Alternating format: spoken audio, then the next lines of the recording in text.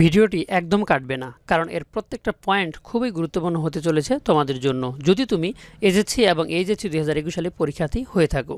অনেক স্টুডেন্টই এই অ্যাসাইনমেন্টের উত্তর লেখার সময় কমেন্টে অনেক ধরনের প্রশ্ন করেছিল। প্রত্যেকটা প্রশ্নের উত্তর আমি আলাদা আলাদাভাবে দিয়েছিলাম, কিন্তু আমার মনে হলো যে সবগুলো প্রশ্নের উত্তর যদি একটা ভিডিও প্যাকেজ আকারে দেওয়া যায় তাহলে স্টুডেন্টদের সবচেয়ে বেশি উপকার হবে। তাই এই ভিডিওটা করা। তাই প্রত্যেকটা পার্ট তোমাদের জন্য গুরুত্বপূর্ণ যদি তুমি এইচএসসি এবং এসএসসির স্টুডেন্ট হয়ে থাকো। তো চলো তাহলে সবার সেই কমেন্টগুলো এবং এর উত্তরগুলো দেখে নেই একটির পর আরেকটি। প্রথমত সবচেয়ে বেশি যে কমেন্ট আমি পেয়েছিলাম সেটা হচ্ছে শিরোনাম নিয়ে। শিরোনাম বাংলায় নাকি ইংরেজিতে লিখতে হবে? তো এসএসসি এবং এইচএসসি শিক্ষার্থীর প্রত্যেকজনের কভার পেজে যে শিরোনাম লিখবে সেটা বাংলা না ইংরেজিতে সেটা আমরা একটু দেখব। প্রথমত আমরা এসএসসির যে কভার পেজটা সেটা একটু দেখে নেই। এখানে বলা হচ্ছে নিচের অংশ শিক্ষার্থীকে সহজে ইংরেজিতে পূরণ করতে হবে।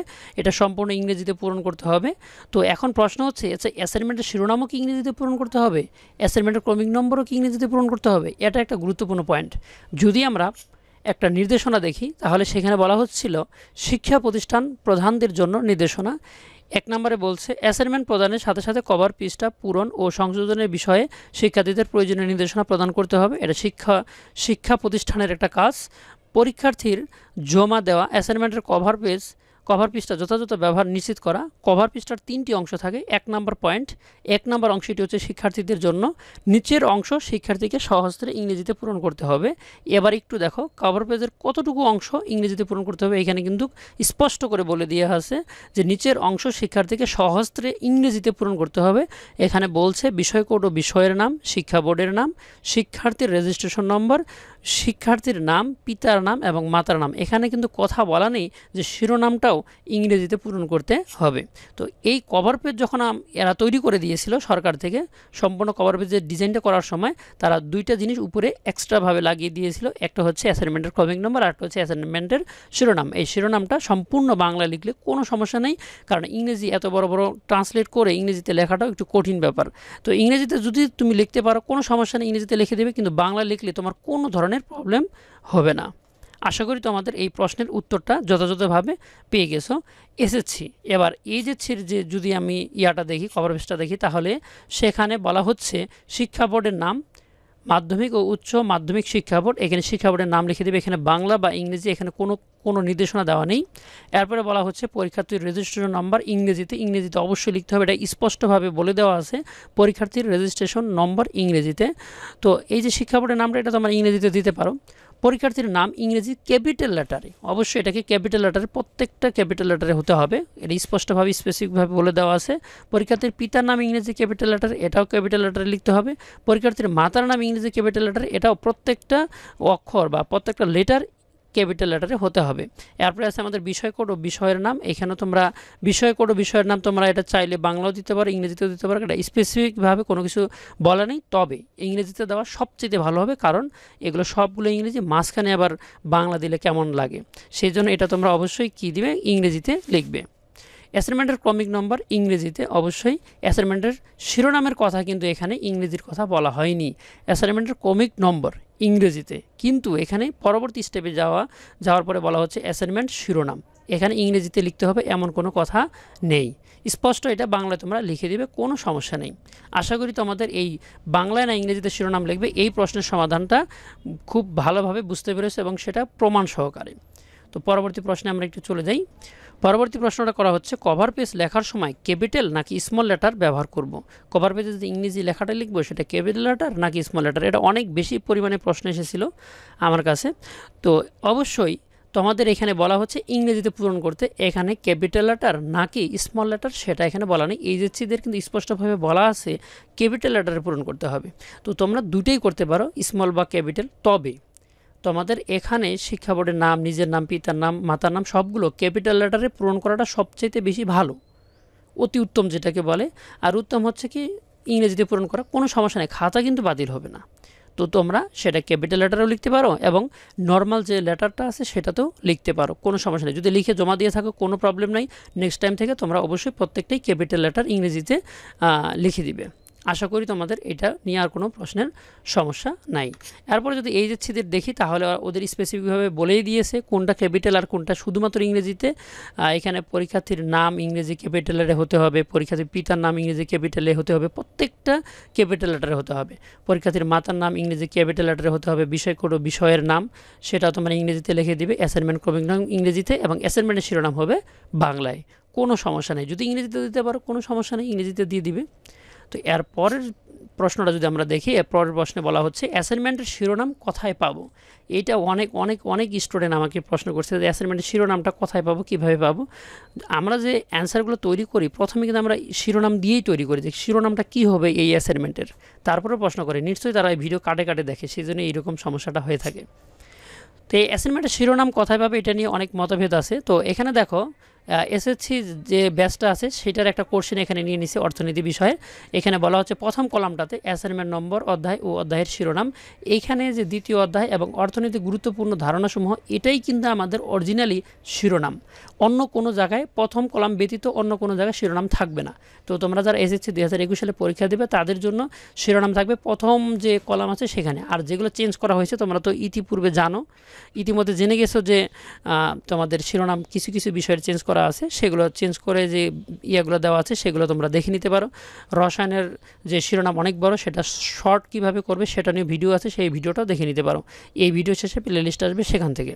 তো অর্থনীতি গুরুত্বপূর্ণ ধারণা সময় এটা হচ্ছে আমাদের শিরোনাম। এখন অনেকেই বলে যে দ্বিতীয় কলামে শিরোনাম আছে। আচ্ছা, দ্বিতীয় কলামের শিরোনামটা দেখো তো, এইটা সম্পূর্ণ লিখতে গেলে কি আমাদের জায়গা হবে?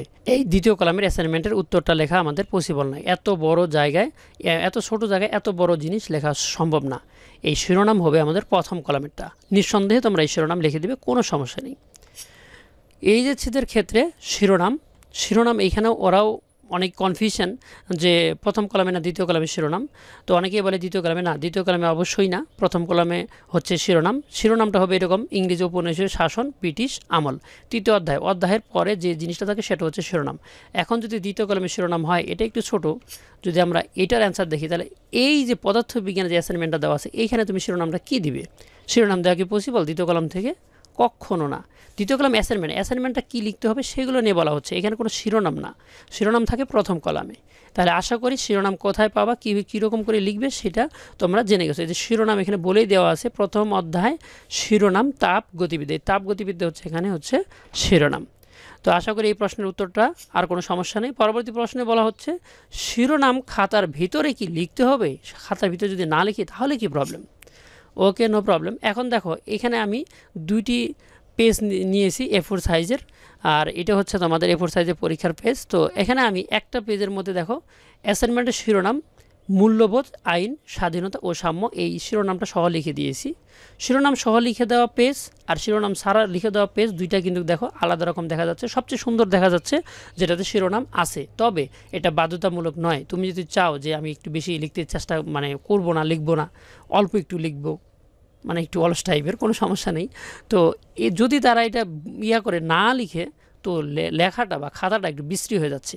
বা শুরুতে যদি এরকম একটা অ্যাসাইনমেন্টের শিরোনাম থাকে তাহলে দেখতে অনেকটা ইফেক্টিভ হয়, আর যত সুন্দর ইফেক্টিভ হবে তত মার্ক হবে। এই মার্কটাই গুরুত্বপূর্ণ। তো আশা করি তোমাদের শিরোনাম লিখা বা না লিখা কোনো প্রবলেম নয়। যদি না লিখে জমা দিয়ে থাকো কোনো সমস্যা নেই, হয়ে যাবে। আর যদি এর পরবর্তী থেকে যত অ্যাসাইনমেন্ট করবে অবশ্যই তোমরা এই শিরোনামটা খাতার প্রথমে পেজে উপরে লিখে দিবে। কভার পেজে তো লিখবেই, কভার পেজে লেখার পরেও যে ভিতরে খাতাটা আছে সেটার প্রথমেই লিখে দিবে শিরোনাম। তো আশা করি বুঝতে পারছো। আর পরের প্রশ্নটায় বলা হচ্ছে খাতায় কভার পেজ কীভাবে লাগাবো। খাতায় কভার পেজটা কীভাবে লাগাবো? কভার পেজ খাতার মধ্যে কি সেলাই করে দিব, নাকি আঠা দিয়ে দিব, নাকি পিন মারে দিব?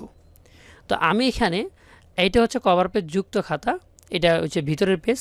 আমি এখানে তোমাদের সাজেস্ট করব যে তোমরা শুধুমাত্র কোণার মধ্যে একটা পিন মারে দিবে, কোনো সমস্যা নেই। আর যদি সেলাই করতে চাও সেলাই করতে পারো, আঠা দিয়েও লাগাতে পারো, তবে পিন মারে দিলে ওটা খুব সুন্দর হয় একটা অ্যাসাইনমেন্ট যতগুলো আছে সবগুলোই পিন মারে অ্যাসাইনমেন্ট করা হয়। এখন তোমাদের ইচ্ছা, তোমরা পিন মারে করতে পারো, অথবা সেলাই করে করতে পারো, অথবা আঠা লাগিয়ে দিয়েও করতে পারো, তবে পিন মারে করাটাই সবচেয়ে বেশি ভালো, আমার কাছে এটা মনে হয়েছে। আর পরবর্তী প্রশ্ন হচ্ছে অ্যাসাইনমেন্টের উত্তর একই হলে কি খাতা বাতিল হবে? এটা সবচেয়ে বেশি গুরুত্বপূর্ণ প্রশ্ন এবং অধিকাংশ স্টুডেন্টেরই এইটাই প্রশ্ন। এখন দেখো, তোমাকে যদি আমি একটা প্রশ্ন করি যে সূর্য কোন দিকে উঠে, তুমি বলবে সূর্য পূর্ব দিকে উঠে। এখন আরেকজনকে প্রশ্ন করা হলো, এই প্রশ্নের উত্তর করো, বাট ওকে কপি করা যাবে না। এবার বলো তো ও অ্যান্সারটা কীভাবে দেবে? এটা কি পসিবল? সে কি বলবে যে সে যেহেতু পূর্ব দিকে বলছে আমি বলি পশ্চিম দিকে উঠে? তাহলে তো সমস্যা।